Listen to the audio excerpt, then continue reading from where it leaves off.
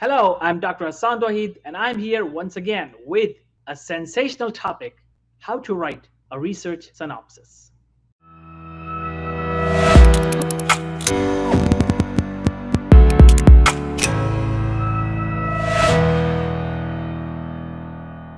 How to write a research synopsis. We discussed about research proposals, and many of you would be thinking, aren't they the same thing? And some of you would be thinking, aren't they different?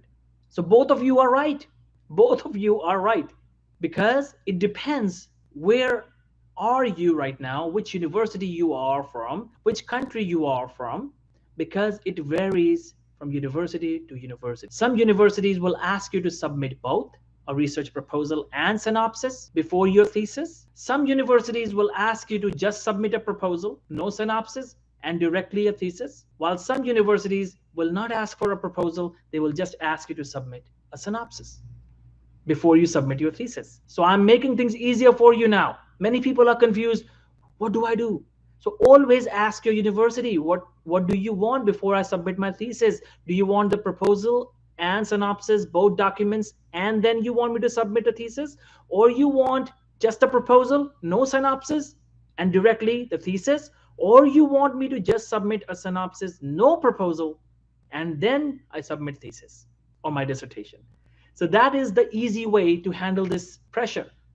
Now we know that it depends where you are from, where are you coming from, which university you are from. Every university, every country can have different culture, different rules, different system. So it depends on your institution. Now let's say you do belong to an institution where synopsis is a must requirement. So now what do you do? First of all, what is a synopsis? It's an outline of your project, of your thesis, or the plan of your thesis. You just mention in 2000 to 3000 words what exactly you are planning to do in this project, and you submit to your supervisor. Or sometimes, depending upon your university, you may have to submit to the authorities for IRB approval at this stage. So it is possible. But mostly you submit it right before you submit your thesis. So you submit it to the supervisor or the supervisors or the committee who will award you your degree, in front of whom you will defend your thesis. So that's when you do synopsis submission. Now, how long is synopsis? 2000 to 3000 words. So it's usually longer than a proposal letter. It's usually longer than a proposal. And we'll talk about in a video where we compare both of them together. But in this video, just stick with the structure of synopsis. So what do you have in a synopsis? The first thing first is always the title page. You start with the title page. Then the second thing is the abstract. The third thing is the introduction or the background. The fourth thing is the literature review. Once that is done, now the research question. Then after research question, hypothesis. Once that is done, now what is next? The limitations. You have limitations, and then you have the references. This is a usual structure of a synopsis. So in the introduction section, you will mention what is the problem, why are you writing this paper, what are you doing, why are you doing. You will mention clearly, you will mention the problem, and you will mention the gap in the knowledge. Once that is done, then after introduction section, the next thing is, of course, the literature review. So you will look at the previously published papers related to the same topic, and you will write your literature review section. Once that is done, now the next step is, of course, and by the way, when you are about to submit synopsis, you have already actually conducted your research. So you are just actually submitting a summary. So synopsis is a summary of your thesis. You are now submitting just before you submit your thesis, you are submitting it. So it's very easy for you because you have already done the project. So synopsis is a summary of your project. You have already done it. So now it's easy for you to write down. It's easy for you to extract information from your thesis and formulate a literature review section.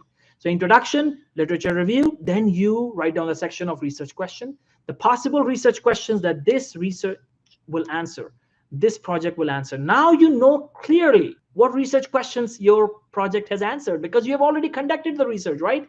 So at the time of synopsis, you already know it. Now the next thing is, after that is done, hypothesis. Write down what was your hypothesis. And then in the end, then you write down the limitations. What are the weaknesses? What will be the challenges you will face or you have faced while doing this project? And then the last part is the references. So now remember, when you do synopsis is usually bigger than a proposal. You know why? Because when you started your proposal, when you started to write your research proposal, you were new admission. Let's say you are a student, you did not know anything before. And if you are a scientist and you are writing a proposal, you haven't conducted anything. So you just write down from what you believe will happen. Your wishful thinking was your proposal, that this is we are expecting to have. But now at the time of synopsis, you already have it. You already have conducted your project. Now you have enough information. That's why you will have clarity about the research question, you will have clarity about the hypothesis, and you will have clarity about the limitations of the project. So that is what a synopsis is. So remember, synopsis is a little longer. Now, many people confuse synopsis with proposal. Now, let me tell you, it is also used, the terminologies are also used interchangeably. Sometimes before starting a project, people or some universities may ask you to submit synopsis. What actually they are saying, they are actually expecting a proposal. So if you haven't done anything, you're just starting and they have asked for a synopsis, then you actually write a proposal. You just call it a synopsis at that time, but it actually is not a synopsis, it is a proposal. They just call it as synopsis. So see where you are. What is the situation? If you are taking admission and you haven't done anything and the university asks you to submit a synopsis, actually they are asking for a proposal.